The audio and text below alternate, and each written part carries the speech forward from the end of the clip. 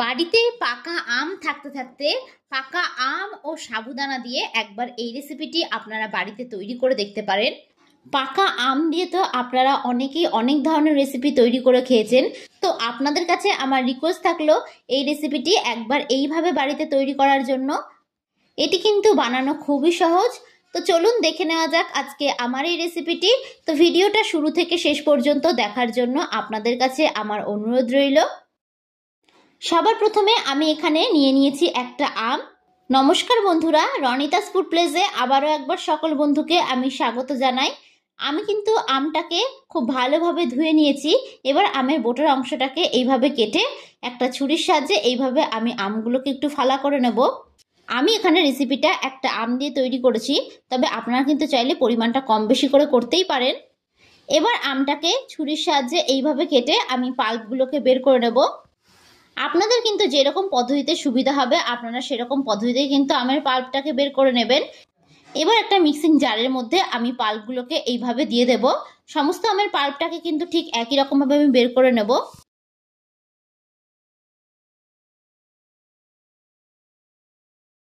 এবার আমি এর মধ্যে দিয়ে দিচ্ছি চিনি।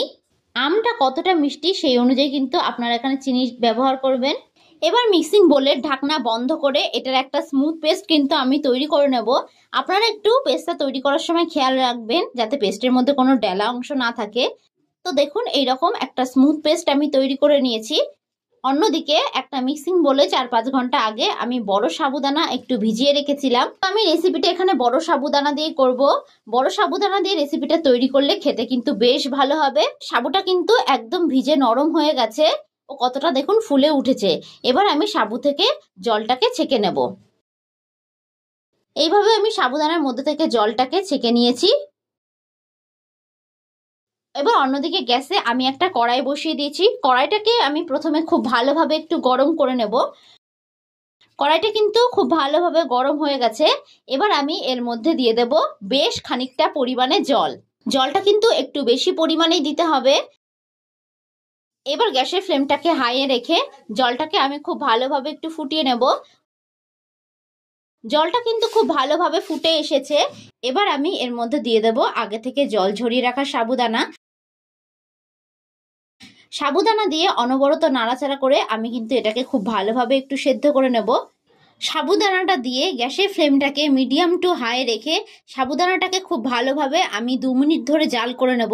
আপনাদের হাতে যদি সময় কম থাকে, আপনারা যদি সাবুদানাটাকে না ভিজিয়ে থাকেন, তাহলে কিন্তু আপনারা শুকনো সাবুদানা দিয়ে রেসিপিটা তৈরি করতে পারবেন। সেই ক্ষেত্রে শুকনো সাবুদানাটাকে কিন্তু 10 থেকে 15 মিনিটের জন্য খুব ভালো করে জাল করে নিতে হবে। আমার ভিডিওটা যদি আপনাদের কাছে ভালো লেগে থাকে তাহলে অবশ্যই একটা লাইক করবেন। আর যারা যারা আমার চ্যানেলের নতুন বন্ধু তারা অবশ্যই আমার চ্যানেলটি সাবস্ক্রাইব করে দেবেন। আমার ভিডিওর আপডেট সবার আগে পেতে পাশে থাকা বেল আইকনটা ক্লিক করতে ভুলবেন না। আর যারা যারা ফেসবুক থেকে দেখছেন তারা রনিতাস ফুড প্লেস পেজটিকে ফলো করে দেবেন। তো দেখুন সাবুদানাটাকে কিন্তু খুব ভালোভাবে আমি জাল করে নিয়েছি। এবার গ্যাসের ফ্লেমটাকে আমি অফ করে দেব। এবার এখানে আমি একটা ছাঁকনি নিয়ে নিয়েছি। এই ছাঁকনির মধ্যে সাবুদানাটাকে আমি ঢেলে দেব। এইভাবে কিন্তু সাবুদানা থেকে জলটাকে ছেঁকে নিতে হবে। এবার আমি এটাকে ঠান্ডা করার জন্য ওপর থেকে একটু ঠান্ডা জল দিয়ে দিচ্ছি। সাবুদানাটাকে কিন্তু বেশিক্ষণ গরম জলের মধ্যে রাখবেন না, তাহলে কিন্তু সাবুদানাটা ওভারকুক হয়ে যাবে, তখন কিন্তু খেতে একদমই ভালো লাগবে না। এবার আমি সাবুদানাটাকে খুব ভালোভাবে একটু ঠান্ডা করে নেব। অন্যদিকে আমি একটা মিক্সিং বোল নিয়ে নিয়েছি। এবার আমি এর মধ্যে দিয়ে দেব 2 কাপ পরিমাণে লিকুইড দুধ। এখানে আমি লিকুইড দুধটাই কিন্তু খুব ভালো করে জাল করে একটু ঠান্ডা করে নিয়েছি। আমি এখানে রেসিপিটা তৈরি করতে প্যাকেট দুধ ব্যবহার করেছি, তবে আপনারা কিন্তু চাইলে যে কোনো দুধ দিয়েই রেসিপিটা তৈরি করতে পারেন। এবার আমি এর মধ্যে আগে থেকে যে আমের পাল্পটা রেডি করে রেখেছিলাম সেটা দিয়ে দেব। পুরো পাল্পটা কিন্তু আমি দেব না, কিছুটা পরিমাণে পাল্প আমি রেখে দিয়েছি।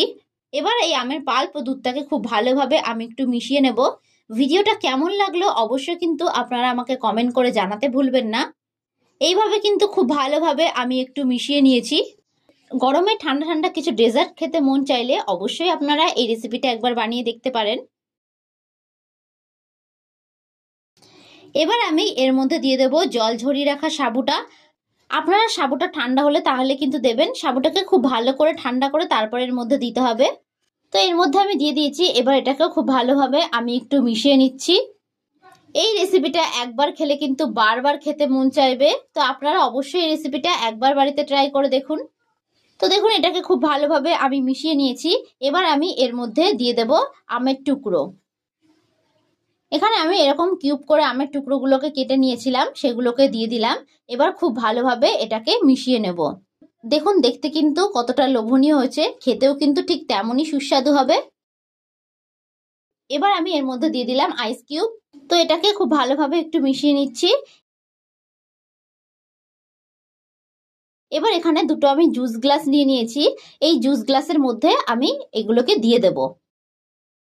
ভিডিওটা ভালো লাগলে অবশ্যই একটা লাইক করবেন। যারা যারা আমার চ্যানেলে নতুন বন্ধু তারা অবশ্যই আমার চ্যানেলটি সাবস্ক্রাইব করে দেবেন। আমার ভিডিওর আপডেট সবার আগে পেতে পাশে থাকা বেল আইকনটা ক্লিক করতে ভুলবেন না। যারা যারা ফেসবুক থেকে দেখছেন তারা রনিতাস ফুড প্লেস পেজটিকে ফলো করে দেবেন।